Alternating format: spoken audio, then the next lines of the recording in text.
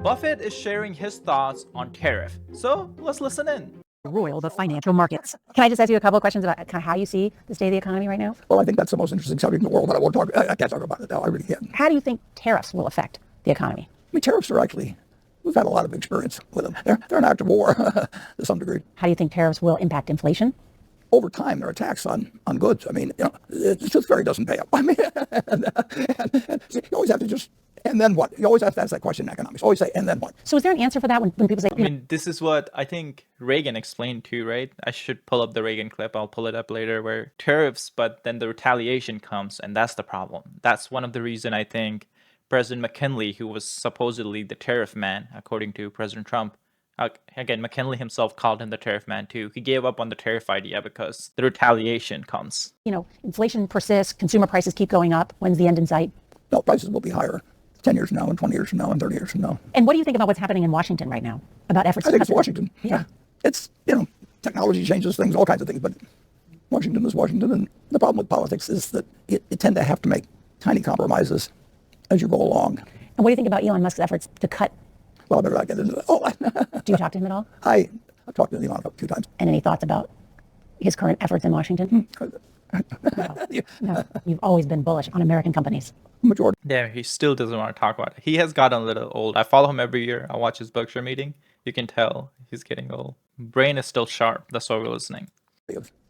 Of any money I manage will always be in the United States. And why is that? It's the best place. He called it a best place, and then we have people with no life experience, no achievements on Twitter yelling that US is declining, US is falling. I think I'll trust Buffett over any one of those. And the reason why we should listen to Buffett is this is the chart for year to date, how much money top billionaires have lost. Only person who's positive this year is Warren Buffett. He's sitting on a lot of cash, and I'm guessing that's why. Bill Gates actually didn't lose that much either. That's crazy. Microsoft's holding up. But actually, Trump put up this post, which kind of references something Buffett said, which is not true news. Buffett did put out a statement right after this post. This was a few days ago, so let's watch Trump's post. Trump is crashing the stock market by 20% this month, but he's doing it on purpose. And this is why Warren Buffett He is not doing it on purpose. He was hoping that market crashes, Fed might cut rates, but Fed said they're not in a rush. said Trump is making the best economic moves he's seen in over 50 years. Now, here's the secret game he's playing. Buffett did not say that. And it could make you rich. So why is he doing this? To push cash into treasuries, which forces the Fed to slash interest rates in May. And those lower rates give the Fed the ability to refinance trillions of debt very inexpensively. It also weakens the dollar and drops mortgage rates. Now, it's a wild chess move, but it's crazy because basically what this video is saying is Trump is crashing the stock market, I guess, not the economy, the stock market, to force the Fed to cut the rates. After Fed just worked so hard through the COVID pandemic to maneuver us into a soft landing, Trump is like, let's crash it. It's working. Now, you're probably wondering, what about his tariffs? Well, I'll tell you, it's a genius play. It actually forces companies to build here to dodge them. It also forces farmers to sell more of their products here in the U.S. to bring grocery prices way down. We've already seen this with eggs. Now, remember, 94% of all stocks are owned only by 8% of Americans. So Trump, he's taking from the rich short term and handing it to the middle class through They don't want to call it just redistribution of wealth, I guess. lower prices. That's too democratic of a Trump, too democratic. But Buffett put out a statement saying the reports circulating on social media, including Twitter, Facebook, TikTok, regarding comments made by Buffett, all reports are false. Again, Buffett didn't try to get political at all. He just said it was false. This pretty much sums it up. But over the years, Buffett does yearly Q&As. He did it with Munger when Munger was here. And they have talked about tariff quite a bit. So let's see what we can learn from Buffett about tariffs, trade wars, and everything else. Here's him talking about trade wars 6 years ago. So Trump 1.0, he was talking about this. With China. Yeah.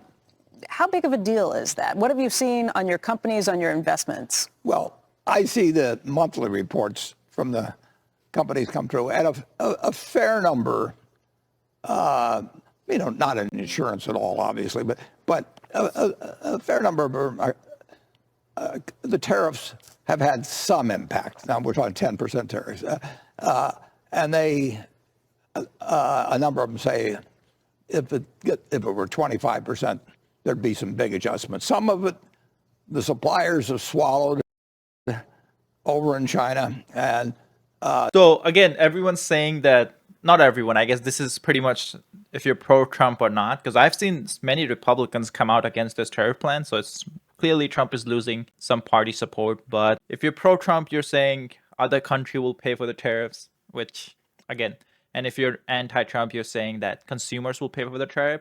The truth is somewhere in the middle, and it will depend on what kind of product it is. If product has elastic demand, I guess like customers can substitute it, then it would probably be split more, like suppliers will eat more of the tariff and consumers will eat less of the tariff.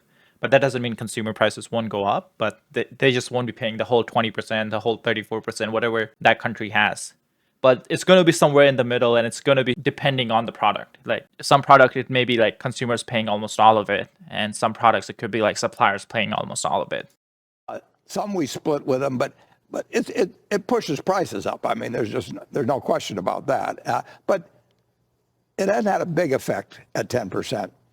A number of them told me at 25%. I mean, the world changes. I mean, you either get a lot more money for your product, or you source it differently, or you do something.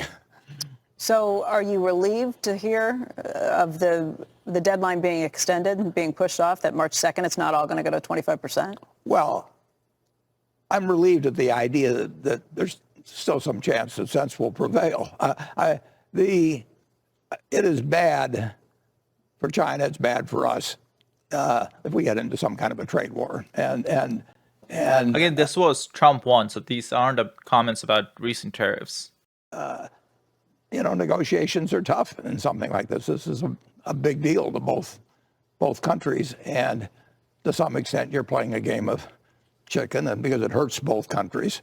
And I generally think when two very smart countries have something very important at stake, they'll end up making rational decisions. I mean, I've been figuring that way with the Russians ever since the nuclear bomb. This is crazy for a lot of people. I think Buffett's son, I'm forgetting his name, Howard Buffett, he has donated almost $1 billion to Ukraine. It is insane since the war started, just as like personally. Yeah, he just gave $500 million on the anniversary of 3 years, which is insane. But even before that, he has donated more than $800 million personally to Ukraine. That is insane, like truly insane. That's crazy. Even though you get all kinds of tensions, and people generally figure out what's best for themselves, and the best thing for both China and the United States is to work out something sensible that both sides can live with. Did you think there was valid reason for amping up these negotiations, for saying, hey, hang on a second, we're not getting a fair shake? Well, I think we haven't been getting a fair shake to some degree, but I think we can sustain, I mean, to some extent, the United States can do things that no other country can do. So as I think a number of smaller countries, for example, if they want to run trade surpluses with us, I mean, and it strengthens their economy, it doesn't hurt us that much. I mean, I think we've got a role to play in the world that way, but I don't think we can be Uncle Sap. Now, this is another clip from around the same time, and after that, we have some clip from like the Q&A he does at the Berkshire meeting, the annual meetings. Those are more like open-ended answers. He explains more, but these are more specific to tariffs Trump had in the first term. Is what's happening with trade and tariffs. Have you seen any impact on Berkshire's businesses or higher costs associated with any tariffs that have gone into place? Yeah, there are a few, definitely. And we buy steel, for example. I mean, at my tech, or we have, I think, tariff on aluminum again. What is the steel? Yep, on steel again too. That's correct. Places, and we are seeing some effects from that, and we're seeing some effects from inflation. I'm sorry, from inflation. We've seen more in the way of cost increases in the last year, if you go across all of our businesses, but particularly building materials, or we sell paint. I mean, the can it comes in, that is a lot more expensive than it was a year ago. How much of the inflation is directly tied to the tariffs, and how much is just from an improving economy and inflation you would expect to creep in? Yeah, I can't tell you exactly yet, and some of them are kicking. Well, newsprint, it pops up in different places. And I haven't really done that, but I was seeing it in raw materials well before the tariff situation came up. But the tariff situation will aggravate it significantly. Buffett now talking about how U.S. workers are affected by tariff. Trade benefits everybody generally and hurts people specifically. And that is something I think the president, as an educator-in-chief, well, any president, has an obligation to explain, and I think Congress has an obligation to take care of the people that are roadkill. Investors can get killed by it, but they can diversify. But a worker in a textile mill can't diversify. And, they are, if you're 50 years old and all you've done is make shoes in Maine, you become roadkill. All right, responding to our Liz Clayman, the most successful investor in human history, Warren Buffett, the closing bell host. Liz Clayman now back here after no sleep. It's interesting. He's looking at that, Liz, saying, you got to be careful. And this time, this is probably one of the best clips we have, and it is the last clip. But Buffett basically explains why trade is important and how tariff affects trade, and why people need to understand what trade is. Because I'm guessing everyone who's watching, you guys probably understand trade, but there are a lot of people in the United States here who probably don't really get what trade is. And sad. TikTok is probably a big part to blame for that, but other social medias too, and the education system. Good morning, Warren Buffett and Charlie Munger. My name is Ethan Raposa, and I'm from Omaha, Nebraska. My question is, how will Donald Trump's tariffs affect the manufacturing business of Berkshire Hathaway? President, whether it's president, any president,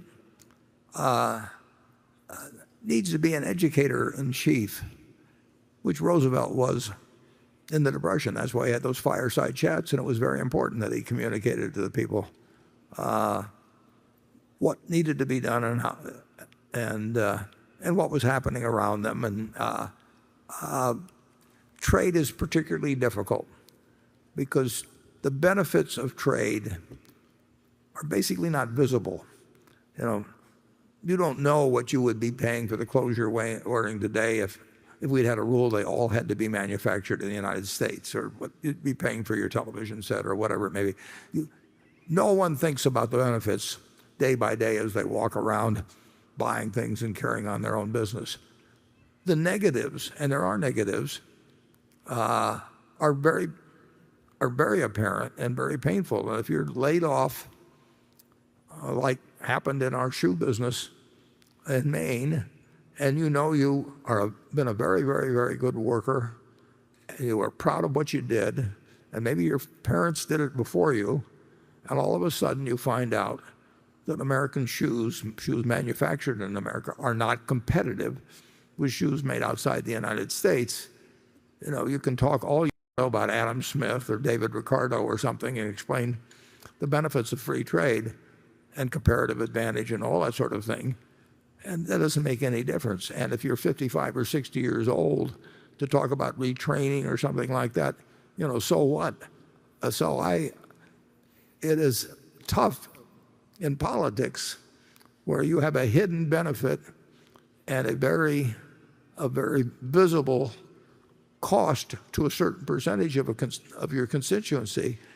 And you need to do two things under those circumstances. If you have that situation, you know what's good for the country. So you have to be very good at explaining how it does really hurt in a real way somebody that works in a textile mill like we had in New Bedford, where you only spoke Portuguese, half our workers only spoke Portuguese, and suddenly they have no job, and they've been doing their job well for years.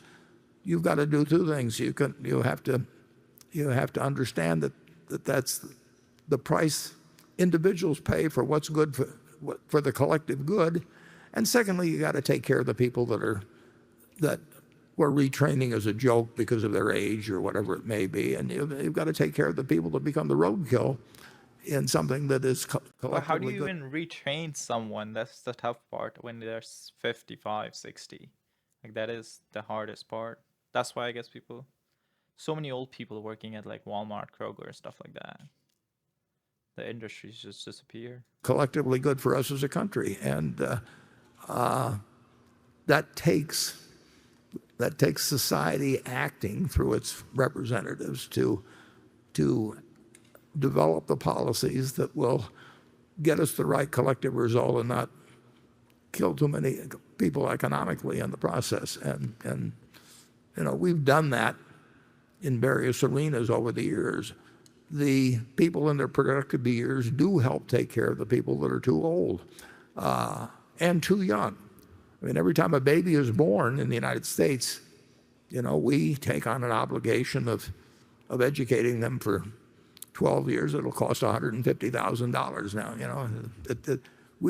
It's crazy how he knows these numbers, and I'm pretty sure he's like pretty accurate too, just off top of his head. I guess the benefit of reading 12 hours a day. We have a system that has a bond between the people in their productive years and the ones in the young and old, and it gets better over time. Far from perfect now, but it has gotten better over time, and I believe that trade properly explained and with policies that take care of the people that are roadkill is good for our country and can be explained. But I think it's been a tough sell to a guy that made shoes in Dexter, Maine, or worked on a loom in New Bedford, Mass, or works in a steel mill in Youngstown, Ohio.